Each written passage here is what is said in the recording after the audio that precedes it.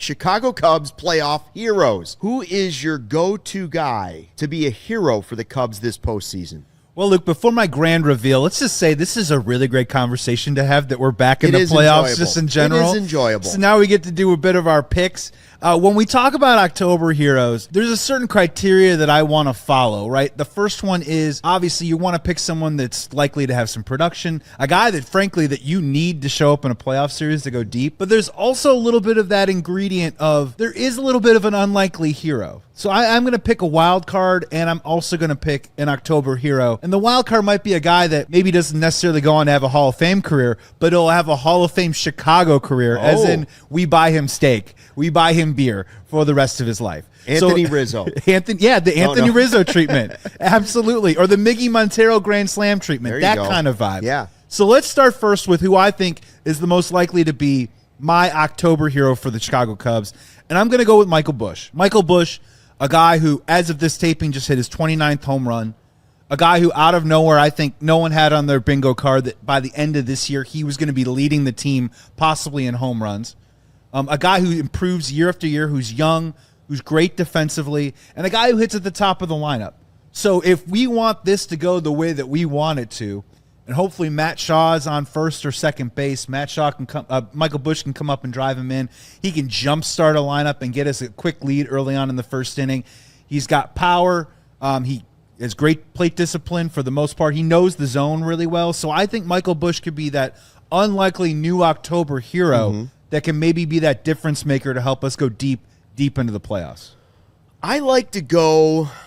First of all, I like the Michael Busch pick, and I see your Michael Busch, and I raise it one Cade Horton. Oh, wow. Can't argue there. See, I like the hot hand, and hopefully Sarah now could take my hands and put a fireball in my hands, just a burning fireball, like the sun is in my hands. Cade Horton has been so blistering hot the second half of the season that he has gone to the top of my list for Game 1 starter. First, he started as the number 4 starter. Then he went, well, you might have to make him your number 3 starter. Then I said, well, you might want to put him between the two lefties. And then he's been so dominant that I would say, you know what? He's the real deal. You've got to put him in there. And I could see Cade Horton being a guy. You know how sometimes you get a playoff series and you say, well, I didn't expect to run into that buzzsaw twice. Yeah. Cade Horton's the type of guy where I could see him single-handedly winning 2 games in one series because he keeps the other team shut down so much that even if the Cubs offense isn't playing well, which it's been a little bit of a roller coaster, Horton keeps them in it and gives them a chance to win it late. I will say there is a series where Cade Horton is going to win not 1, but 2 games for the Chicago Cubs. And that's such a great call, too, because if you're the opponent playing the Chicago Cubs, you're like, we have to win tonight because they got Horton going Game 5 or Game 6, That's right. And we've played that game on the other side of it before. And the part that I think you have a good shot at winning this one, because I will also tell you that he has been one of the best pitchers in baseball in the second half. He's only 24 years old. And if he can ride that onto the national stage against a team like the Dodgers or the Phillies, when all the eyes of Baseball America are watching him, he could already elevate himself up to superstar status. And what is that? That's the makings of a hero right there. Yeah, he has not been afraid of matchups against Skeens or Skubal. Yeah. He's not afraid of the spotlight. He'll be ready for it. All right. Now, how about a wild card? Though, Busch and Horton aren't really bold statements. How about a wild card name that you might throw out there to be a hero for the Cubs in the postseason? Yeah, so when I think wild card, I think he's like kind of a Chicago sports trivia question at a bar on Tuesday, right? I mentioned Miggy Montero's Grand Slam comes to mind, right? Or Gary Gaetti squeezing the pop-up in 98 when they won the wild card. Mike Montgomery. Yeah, a guy that only the Chicago Cubs fans would know that made a major contribution to hopefully a deep playoff run for the Cubs. And I'm going with the woodsman. I'm going with the guy I'm going with the guy that helped save the realm in Game of Thrones against the White Walkers. I'm going Andrew Kittredge on this one.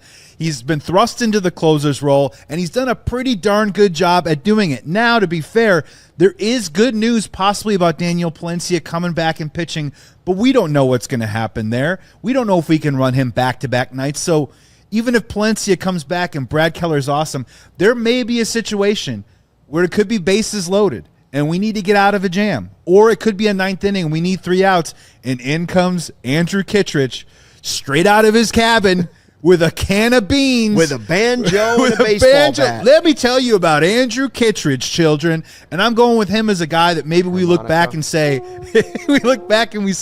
man, I'm so happy that we went out and got this guy at the deadline because we're never going to forget him. And it's that small component that helps get the Chicago Cubs to hopefully where they want to go. Where is Mark Carmen's harmonica when you want it? All right, so I reserve the right to completely contradict everything I said with my first choice. I said I like to go with a hot hand, the fireball, right? Now I'm going to go with just talent. The least hot guy there is. We haven't seen Kyle Tucker. He's been hurt. Wow. First it was the fractured hand, then it's the calf injury.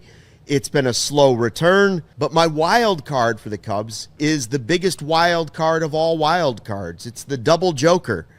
The ace up the sleeve. Yes, it's Kyle Tucker because talent-wise, he's still the most talented player on the team. And he's still the superstar player on the team this year. And if he's healthy, he can have a bigger impact than anybody else on the Cubs roster. So my wild card is Kyle Tucker. I'm not guaranteeing it's going to happen, but if you get him right, he has the best chance to have the biggest impact. So my wild card is Tucker. If Kyle Tucker is your wild card and he shows up and he's Kyle Tucker again, don't get me started, Cubs fans.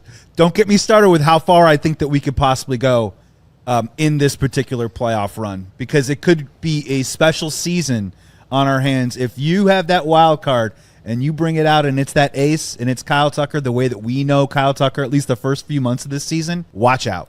So what we're saying is our band right now for the postseason, the band we're forming, is lead vocals, Cade Horton. Yes. Michael Busch, lead guitar. Shredding. Kyle Tucker on the drums. Or a bass. He's a tall kind of bass guy kind of thing. And, of course, Kitty Cat Kittredge on the banjo.